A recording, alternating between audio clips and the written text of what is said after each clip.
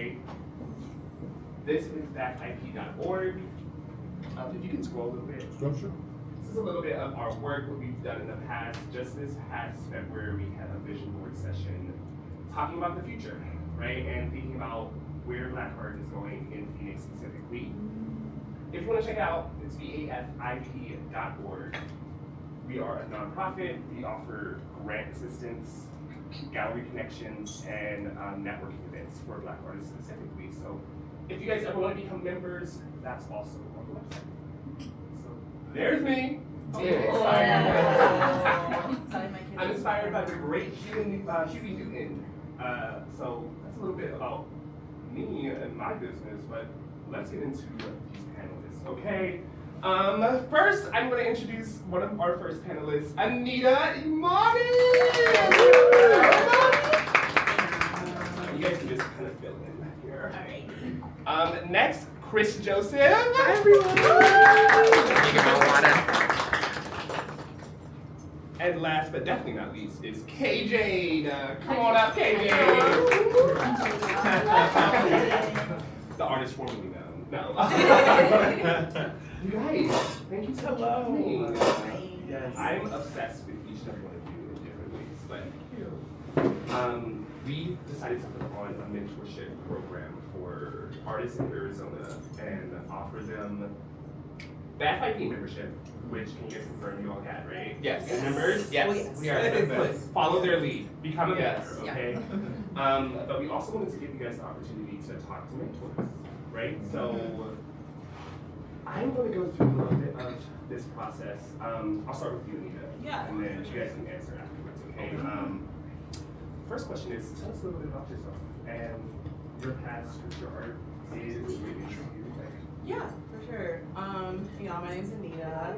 I'm a photographer, I'm a writer, I'm a journalist, and I'm also the founder of Envy Magazine, which is an online and non-seasonal editorial publication that spotlights artists in Phoenix. I say that we're by artists and for artists, and trying to connect Phoenix art to like the greater art scene as well in the world, because I feel that it's important. That I think it's really great that I've met a lot of people who are like able to like recognize like the greatness in like these other like big like art hubs that we all recognize, but Phoenix is its own art hub, as I'm sure we all know. So yeah, that's kind of what we try to do with Envy. And then what else was the question? Just tell us a little bit about like what drew you to the FIP, or like what made you want to do this mentorship program? Yeah, for sure. I feel like I've always been like looking for more opportunities to like connect with like Black artists in Phoenix. I feel like those who know like how kind of small like the art world is in Phoenix, and I feel like it's even like smaller for like Black artists. So I think that it's really important to have these hubs where we can come together, gather in a space that feels like comfortable for us, and also like find spaces that are willing to like invest in us as artists, and having like a focal point on like Black artistry, I think is like really special and really important. So that's kind of what drew me into it. Wait, last question. Can you talk about how we met? Yes. Yeah, it was through serving the people, no? Yeah, very much so. Yeah, it was like I met Twix like maybe like 6 months ago. And yeah, there was a lot going on at the time with like what was it? It was like film festivals getting like stripped away. Paradise Valley Community College lost the LGBTQ plus film festival because of Donald Trump's executive order. Yeah. So that moment caused me to look for publications to talk my shit. Exactly. And brought me to Envy. Yeah, and so we sort of found each other through that, and then I think that was also around the time that I was like inquiring about like BAP membership and seeing, you know, what was tea over there. So we did a story together, and then I'm also a part of this group called Serving the People. It's another nonprofit organization, not started in Phoenix, but they host artist discussions and art central cities like across the world pretty much. And when we opened up a Phoenix chapter, Twix did a session with us too, and kind of just talked about the issue in like the article that we did. So yeah. Well, thank you so much, Sarah. Yes, So glad to be here. of course. Same question to you, Chris. Yeah. Tell us a little bit about your art. Tell us, what brought you to the membership, or I'm sorry, to the mentorship program. Yeah. And maybe talk about how we met or our relationship. Okay. Yeah. So hi everyone. My name is Chris Joseph. My pronouns are he and his. I am a singer songwriter. I put out my first project called Flamboyance. It was about 2 years ago, and it's 5 songs that I worked really hard on and spent a lot of money on. And I'm like, dang, so much money, so much time, just 5 songs. But that's why I'm here. Okay. Yeah, and so I am also a grad student. I am getting my master's in social work. And I shout out to all my social workers. Social work is so important. I'm doing the direct practice route, so doing more counseling and therapy, but in the process, I fell into like a deep rabbit hole on third spaces. And third spaces are essentially just places where people can gather outside of school, outside of work.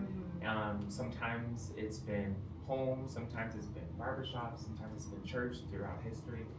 And I feel like as we move into a very individualistic society, we're losing those spaces.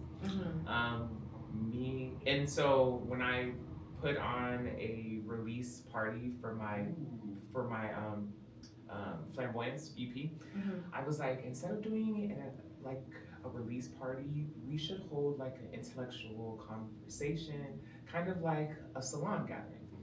And so that was the first one. So me and my friend and roommate at the time, Lila, we hosted friends and peers in a salon, which is a space where intellectuals throughout time have gone to present their art and talk about it. And so we were in like a coffee shop. I was trying to get a venue space. I didn't know who to call. I knew somebody who worked at a coffee shop, and they allowed us to use the space after hours. And I had friends help me set up with lights, and it looked how much money I spent into it. At the moment. She was cute, very much so deep DIY, MTV Unplugged type of vibe. And I performed my songs, and we talked about it, and people really liked it, and they were like, "When's the next one?" And I was like, "Oh, we're gonna do So we did another one, and then we did another one, and then me and my friend we created this group, this organization called Third Space with a Y. And we host salon gatherings in the city as just like another opportunity for people to hang out. Clubbing is great because I sure do love that. Going to doing a little religious moment, but having like another opportunity to gather is what we want. And so, Third Space is my org. Social work is my schooling. Singing and strumming my guitar, writing my little pop songs is my art form. I absolutely love it. And a little bit about how we met. We have a mutual friend, Layla. Layla's on the board for Math IP, so there's that. But then also we're working together on a special project right now. A little bit of a premiere. And then just through Instagram, no? Through Instagram. When I see, no shade, but when I see queer, black in Phoenix, I'm hello. There's something there. There's something there, and the reason why I really wanted to do the mentorship or the membership is that to create art now in this time is one so needed, but one so difficult.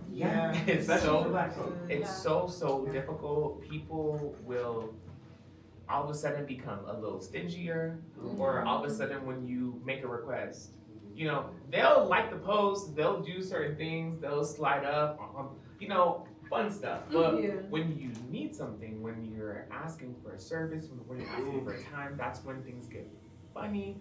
And so I think having like a network where I can at least get small things like a speaker if I need to, or a show, or if I just need to connect and get help, and even swap out resources too. Like if y'all have a show and need volunteers, true, I'll stack up some chairs and do something, you know what I mean? So I really appreciate that component of being a part of like a membership for Black artists. I hope we can all do that. Yeah. And then we have tell us same question. How did you hear about the mentorship program? Like, why did you get involved? And then tell us about your art, like what you do. Absolutely. So, hi everybody, I'm Jade.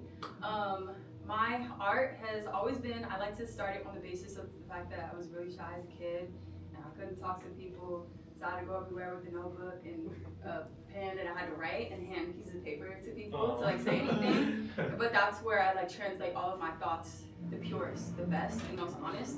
And so that picked up where I began writing stories. And my name itself is Kendall Jade, but most people just call me KJ or Jade. And that Jade middle name actually became more of a character to be able to live and to be my most vulnerable self. And with all the writing that I was doing, I mean, at first it was just like spoken word poetry, but then I began singing and rapping.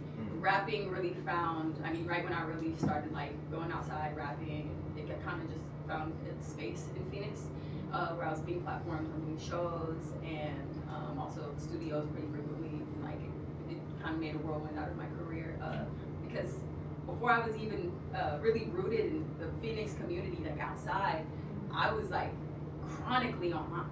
Like I was like really online for real. And people who were like friends with me online, they were like, we know that you like make art, like you paint, you do this, but when are you like gonna release music? And everybody around me was like, when are you gonna release music? Because I was outside with this. So when I first released my first project, which was The Sound of Trees Make, that had a lot of space that it kind of took up to be able to start traveling more. So I really kind of found my pocket as a performing artist.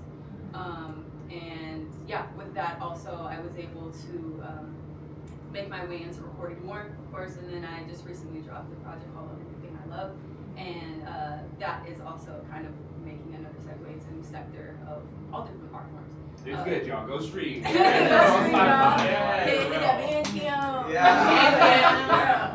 for real. Bandcamp for real.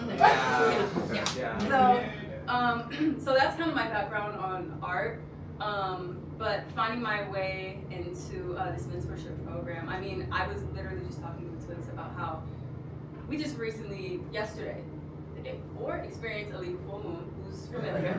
I'm not familiar, but I'm a Libra. Okay, very good. No, yes, that absolutely counts for everything. Okay, we're gonna talk after because something has been happening. No, and it is, yes. But with that, I mean, that Libra full moon, it had me reflecting leading up to it, and also Venus is in Taurus. It had me thinking a lot about my relationships, the exchanges and community that I'm a part of. And so with that, literally the perfect timing, Tux was like, hey, you have a mentor now. And I was like, yeah! That's perfect, you know what I mean? That's exactly what I was looking for, to be able to, just like Anita was saying, really make sure that like the community and access that I have to other artists in Phoenix, like not only is it, you know, very tight-knit in artists in general, but as Black artists, it's even more, you know, tight. Yeah. And so I love that though, and I love how intimate it can be, and I love the access that the outreach that we give each other, just so we're able to like really show up. And with that, the mentorship that I have, my mentor Harley, she will not be here, but I'm going to be speaking on behalf of the developments and conversations we've had. We've already hit it off on the fact that she's in band and makes music, which is the perfect place to, you know, bridge all other. I don't be going over it in depth a little bit more, but yeah, you know, it means everything to be able to have this thing. Thank you. Yes. I'm so glad all of you guys came. Are you not obsessed with my thing?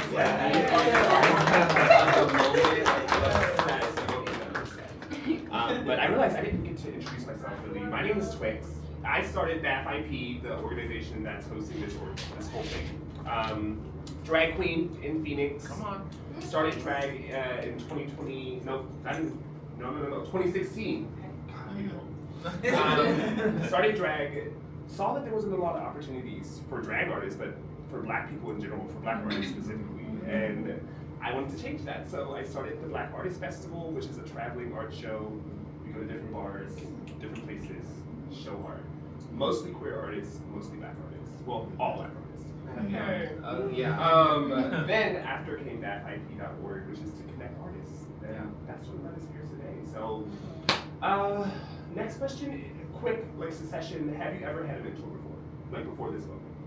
No, not officially. I've definitely, had my fair exchange with professors, through going to college and things like that. But nothing that's ever been a formal, hey, you're my mentor, and I can sort of, come to you, talk to you about, the development of my career. Right. I feel like it's just been this past year that I've actually started to take a critical eye towards that. So for me personally, I have not had a mentor. Yeah, Chris, Yeah, I've actually always had a mentor.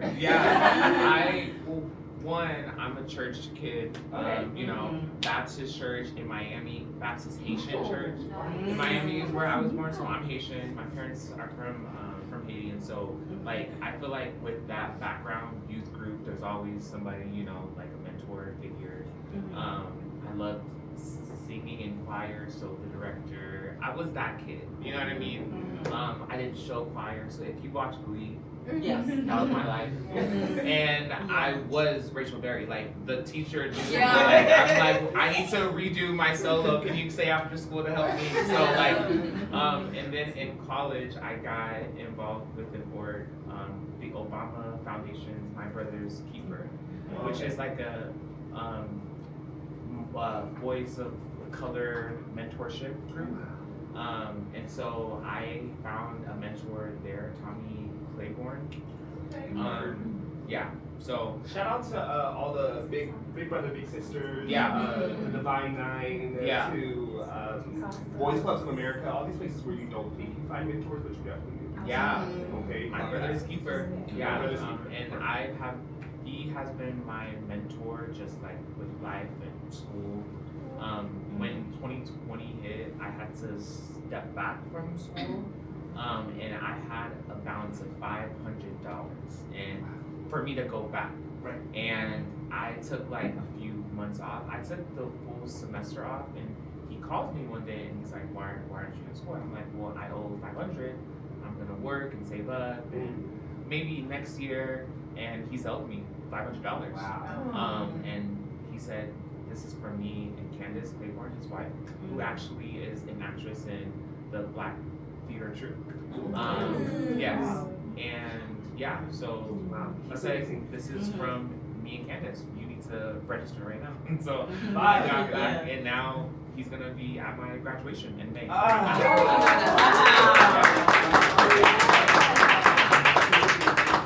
Honestly, some kids tell me $500. I might be still in school. Right. That's amazing. And I'm glad you had a mentorship relationship with me as this. And then what about you, G? I've never had a mentor. Ultimately, when I was in Girl Scouts when I was younger, we had a troop leader. You know what I mean? I got aunties. But all of the figures, there's been this constant impermanence with the actual role of being a mentor, and that's something that has always fascinated me. When I'm also trying to develop my identity as an individual in the world, an artist. Trying to be a good sister, trying to be a good sibling, just trying to show up. You always look for mentorship. Ultimately, never had one. This. Are you the oldest sister? Middle sister. Mm-hmm. Shout out to middle sisters. Yeah. Okay, next question. Why is mentorship important? Why is it important for you? And then, why is it important for young people?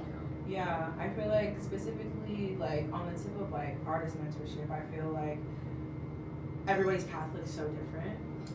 So it is really important and to have examples, but also like accessible like examples and people you can talk to. My mentor, she's not here today. I just came from her event. She hosted a brand workshop event earlier today that I was able to go to, and at that event, I was also just like coming into contact with a lot of different women at various stages of their life with like their lives. Like a lot of them were mothers, but also just in like so many different facets of like what they do with like their own brands, and like some of them were starting their brands, some women were like a little bit in like the launching stage of their brands and things like that.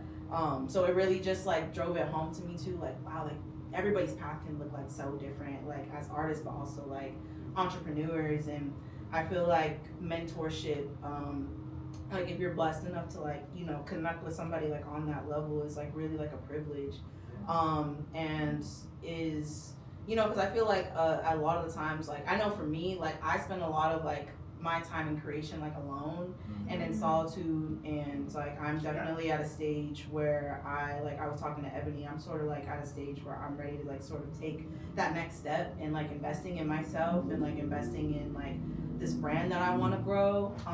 And there's a lot of questions that come up that like I don't have the answer to, Yeah. I'm very like big sister, like try and figure everything out myself, but it's like I really have to like prioritize like my sanity in that too, and knowing that like I don't have all the answers. And so just in like these early stages that I've been able to connect with like Ebony, who is also like a Black woman like photographer out here. She has her own like established business. She also has like multifaceted creative, like as I'm coming to know that most people are. Yeah. Like even just like hearing about like how she got started like with her journey and stuff, and like how she even like realized that she was an artist and that this is something that she could like invest into. I think mentorship is a great way to sort of like help give you somebody to relate to as well. And yeah, just somebody that can like vouch for you, and really like dissect like what is synonymous with y'all's journeys, but also like what is different too. We were also talking about in the panel that I just came from, kind of like these like 3 stages that cyclically happen as somebody living like a creative life. Like there's like the dream stage, there's the struggle stage, and then there's the victory stage.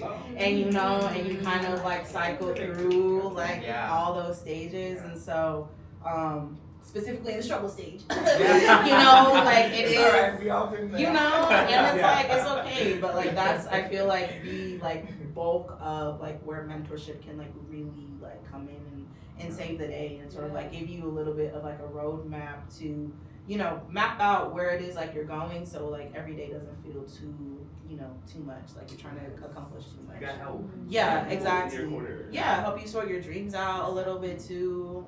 Find somebody to relate to, so you're not going crazy by yourself. So yeah, absolutely. And then Chris, can you talk a little bit about like why mentorship is important, but also specifically why it's important to young people, young men, young women, like what you've seen in third space from the people in Phoenix and like what they need. Mentorship is really important to me. I feel like it's always been the reason why I got to the next point in my life, like the reason why I was able to not explode in school, because I was always talking, I was always getting in trouble. We know what happens with a young Black student who is always disrupting class, even though it was because I had undiagnosed ADHD, but being able to put that energy into like show choir because somebody said maybe you should do that, was so crucial to my entire life as an artist. I would say that I think what I've seen is that there is a disconnect amongst generations as well, that I feel like is so important. Wake it up. When we think about third spaces throughout history, like just let's say men, for example. There was a time as a young boy, I would go to the barbershop in Miami, and there would be old Black men who would sit in the corner all day at the barbershop, just talking shit. Just talking shit, old Black men. Then there'll be like, you know, the lions or the young, you know, young cats, you know, getting their little fade, you know, talking shit again, watching the game. There'll be little black boys, you know, once they get a haircut, or they might cry, and then somebody's like, hey, you got this, little G, you got this. I was that cried. I always cried. I was scared of like the Clippers, I don't know. But when I think back to that time, it was a space, one of the only spaces that I can think of where old black men, young black men, baby black boys were gathered together. Sometimes conversations would get heated, sometimes people would celebrate engagements and all types of stuff. But that was a space where we see multiple generations gathered. Yeah. Now it's like, where do you go if you want to hear from an elder, right? Like an elder gay, or like an elder, you know what I mean? Like there used to be spaces where you can hear from the little, you know, chaparitos running around and see what they're going through. You could hear from the, you know, the elders to get some voice of wisdom. You could hear from the young people who are struggling with school or relations and things like that. But I think, to your point of like what I'm seeing, I think there is spaces for the young people, which is online.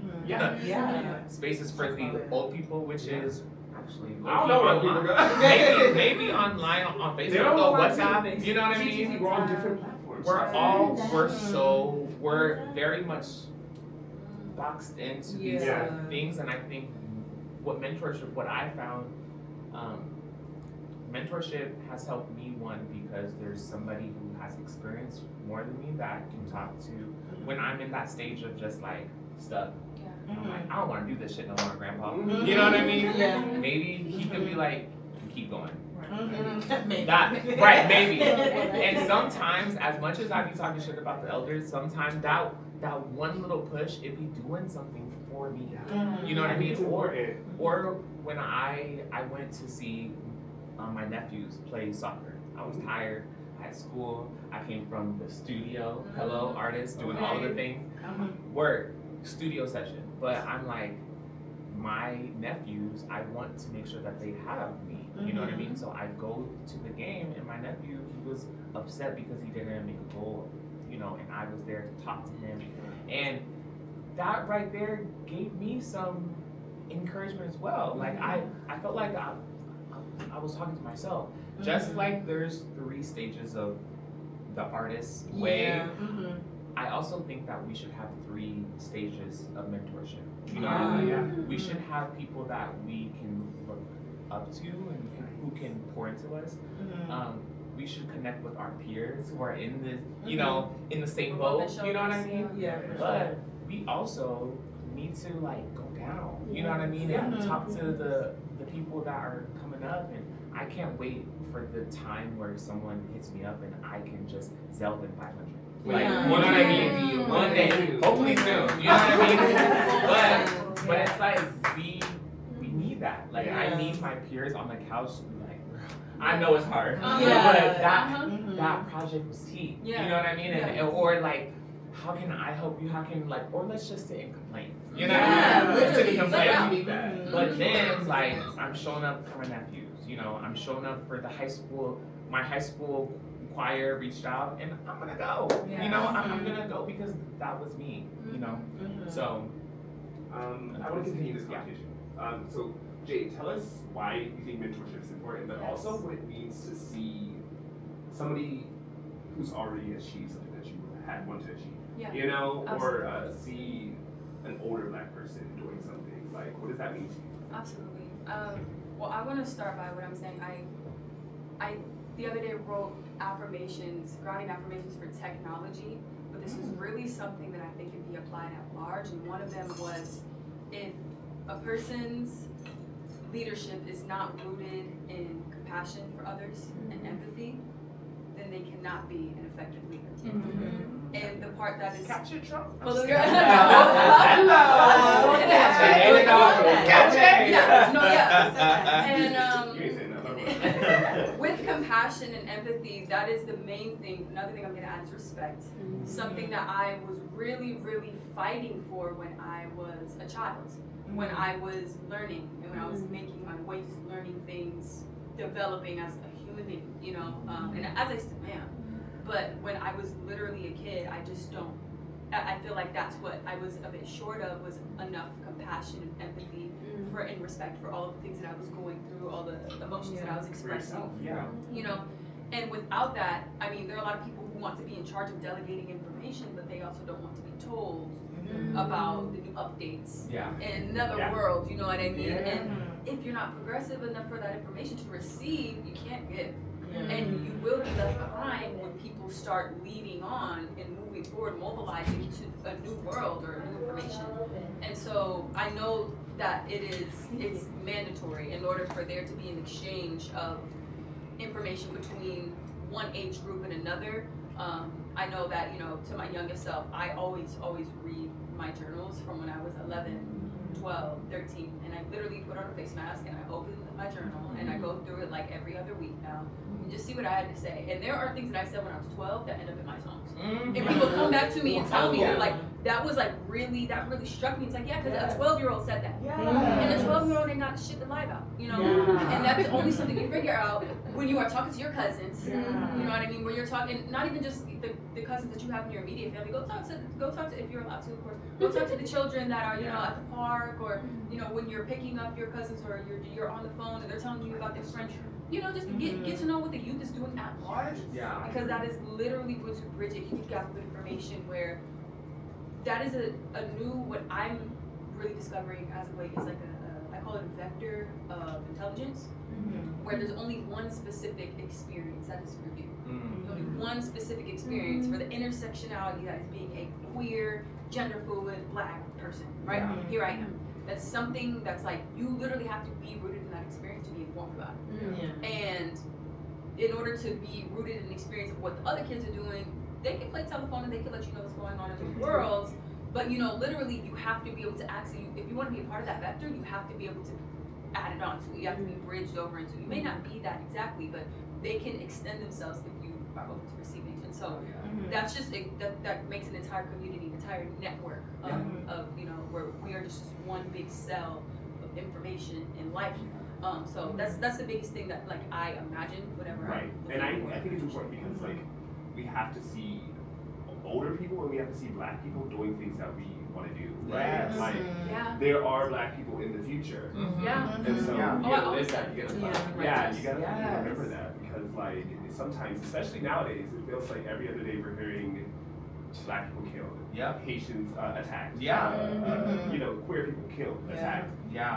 And it makes you think that there might not be a future for something else like me. But you have to remember, like, your mentor, the people that you look up to, they still are doing it. They're still kicking it. Absolutely. And your peers. Absolutely. And your peers. Like, and the when I times. see my peers doing shit, it gives me a little boost too. Absolutely. You know what I mean? Absolutely. Like, and so, I think, I'm gonna move on. We're running out of time here, but what do you guys think Arizona's scene looks like in 5 years' time?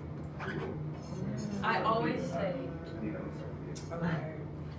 In 5 years' time, man, that's crazy. 5 years. It's a long time, but not I that would long. You're hope gonna to blink. see. There's I'll project what I would like to see come to fruition. Because I'm sure that we've all, in some way, shape, or form, have like heard, you know, the whisperings of like Arizona's art scene coming up. Arizona is like untapped potential. Yeah, Arizona's we're only this. seen for like the last 5 years. Exactly, but it's like I feel like I would really like to see people engage more offline and more in spaces like this, because the way that I have experienced, like even myself, like in the past like 4 years, right, like coming into the creative scene out here was through online at first, and it's like very unique. I found my experience through this, and I'm sure like, you know, Arizona artists as well, because in other art cities, you know, like they've like existed for like so many years, like before like the internet, right? So they were like attuned to, you know, developing these spaces for artists like in real life first. We have to do it reverse, or a lot of us have to do it in reverse. Especially me, girl.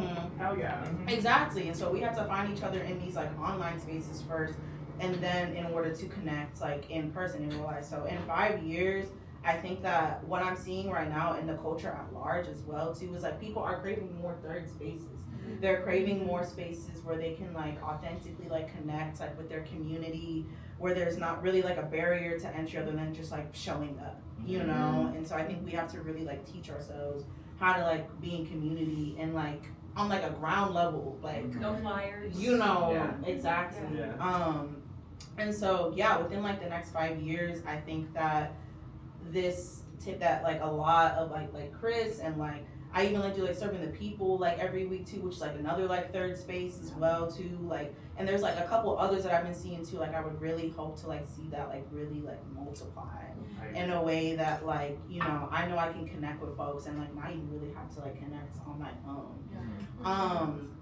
Black art, like, and this goes for like black artistry as well too, like even like this space that we're in right now I feel like has like so much like potential for like the black artists in Phoenix to really like convene and like connect. One space that like I found pretty like early on, like when I started like socializing in like downtown Phoenix and just looking for these like ideas of like third spaces, most of the time it's gonna come in a coffee shop, to be honest. And like this one space, yeah. Exactly. But like there's this one space called like Palabra Futuro. And like I feel like they've been like a good example, at least like to me, like coming into the community, sort of like seeing like ways that we can like engage with each other like artistically, but also like, you know, allows these spaces that we're coming in contact with to have like multiple purposes, like, and like transform into these like third spaces, so to speak. But yeah, I feel like a lot of like Arizona artists, like myself included, are also like realizing like this is really a space where you have to like create what you want to see, and like nobody else is gonna do it for you. And so I think that we're gonna see some type of like explosion with like artistic like entrepreneurship, and like really like coming into community with each other in a more consistent way than maybe it showed up in like the years prior. So that's what I would hope to see. I would second that. More like brick and mortar spaces, for sure. Exactly. I think that's what's needed. Thank you so much. Yeah. Chris, what do you think? Yeah. I just don't want to make sure that I'm holding on to all of it. Forget anything. I don't Okay, have because I know it's you're been, gonna it's say been something. years. Okay. It's been years. Like I've been building this up for years. Yeah. I mean, I don't know. I guess I can say what I would want. Like, what I think would happen is that there will be a lot more artists who view this as like a base instead of like a place where I can't wait to leave. I think a lot of times when you are creative and the space around us, like I feel like I'm only safe downtown in Phoenix sometimes, which can be very jarring, you know, when you're a black artist. You're just like, I don't want to go to Scottsdale, I don't want to go to Tempe, I don't want to go anywhere, I just want to stay in downtown area or South Phoenix. But I think the more we start to explore, the more we build, I think we can create like a space in Phoenix where people don't just, or artists are not like, I'm gonna start here so I can get to LA, or I'm gonna start here so I can get to New York. No shade, even myself, low-key right now, I'm like, shoot, I'm gonna go, like, I'm gonna try something, you know? I don't know.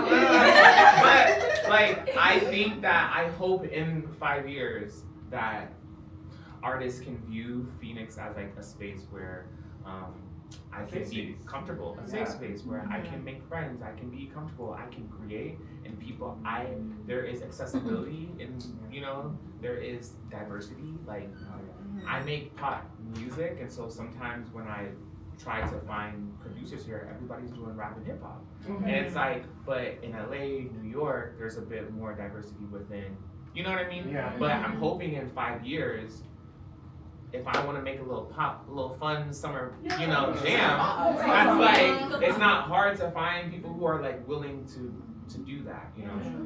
So I'm hoping for that. Me too. I'm hoping. But if y'all see me in New York, don't Like, I'll be back, but like, you know what I mean? I love that. You gotta do what you gotta I love do. what you said about making Phoenix a home base. Yeah. Because like I feel like my story is one where I was like, I gotta go. Yeah. Listen. Being trans in Arizona is not always a safe space. Hello. Yeah. For sure. Oh, So yeah. when I started transitioning, I said, I gotta go. Yeah. Yeah. But this will always be my home base. Yeah. I like that idea. Yeah. And then what do you got, Jade? Give it So- to us. Yes, I always say in everything, and I find myself saying it like every day, that the future is black and righteous. I've always said that ever since I was a child, because my family's from Oakland, incredibly black. Even my mom, she used to tell me, doesn't matter if you live in Phoenix, you still come home to niggas from Oakland. So we're going to act accordingly. And so with that, I see my world through a very black femme. I was raised by my mother and grandmother, a very black femme lens, where it's like the resilience that the women that raised me have and had, I only see the fruition, and I really don't like to, there are times where you will experience lack. That does not necessarily mean that you have to have a lack mindset. And so with the community in Phoenix, it's true that the maturation of, like, let's say places like LA, I'll take our neighbor, while they have a population of black people that is about 10%, a little bit over that right now, and it doesn't feel like that, because you go to LA, you go straight to where the black people are at, and you go there and it feels like it is a dense community and all you see is black people. More or less, you come over to Phoenix, this is a place where there's a population, a 10% population rising of LA, of black people. And that's also because black people from LA, especially after the last few years where they were having natural disasters and other financial crises, they're moving over to Phoenix to find housing. And so with that in mind, I understand the development. Most, I want to say a lot of people from Phoenix may not be the first generation, or they will be the first generation of a black Phoenician, you know what I mean?